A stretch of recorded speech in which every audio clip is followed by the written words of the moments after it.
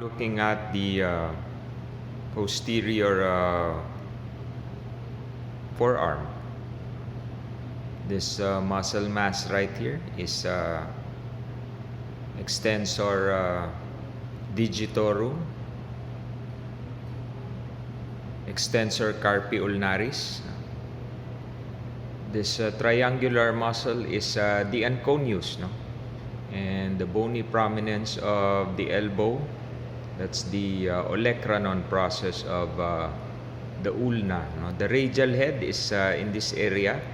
This bony prominence right here is the lateral epicondyle of the humerus. Those three structures actually form our landmark, no, for arthrocentesis. Arthrocentesis means we insert the needle at the joint cavity or the joint space, maybe to withdraw some synovial fluid for analysis, or we also insert needles, no, so we can inject or deliver anti-inflammatory drugs, no, like steroids into an arthritic joint. So in your own shoulder, no, try to palpate this area. In your own elbow, I mean, try to palpate this area, no, lateral to the olecranon process. No? When your elbow is extended, there should be a depression which should form here, no? And try to feel and palpate the head of your radius, no?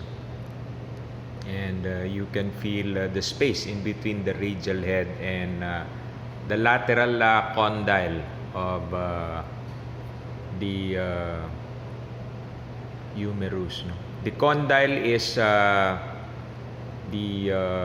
bony knob, no, which forms joint with the radial head, while this bony prominence up here and to the sides, that's the epicondyle. So condyle, epicondyle, those are two different things. We can see the ulnar nerve, no, right there.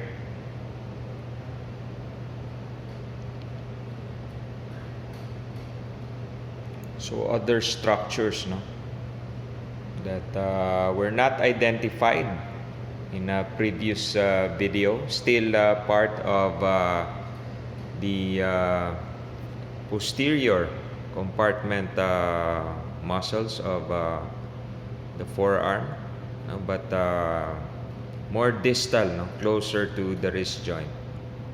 We can see the extensor retinaculum right there.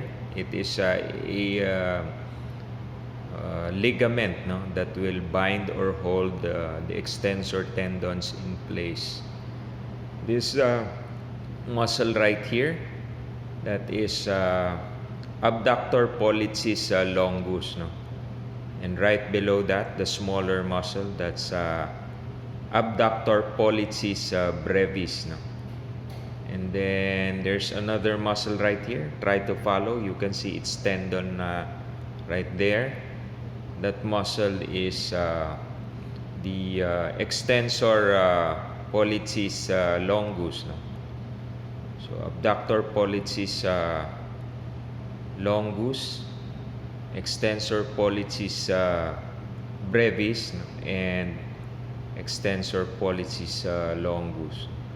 This other muscle, no, right there, deep to the extensor digitorum, that is extensor indicis, no, attached to the index finger, which makes the index finger more mobile compared with the other digits, no? And you can see this triangular space right here, that is called the anatomic snuff box, no, area. Boundaries will be the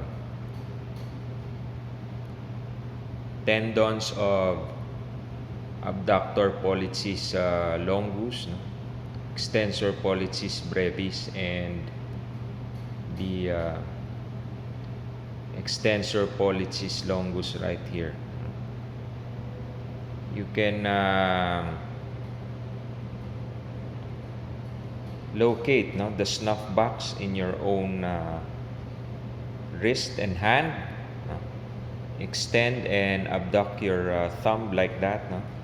You can see the depression that is created there, and that's the anatomic snuff box.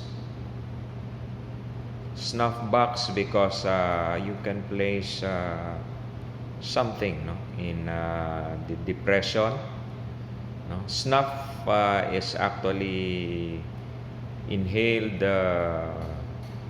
drug, substance, usually opium.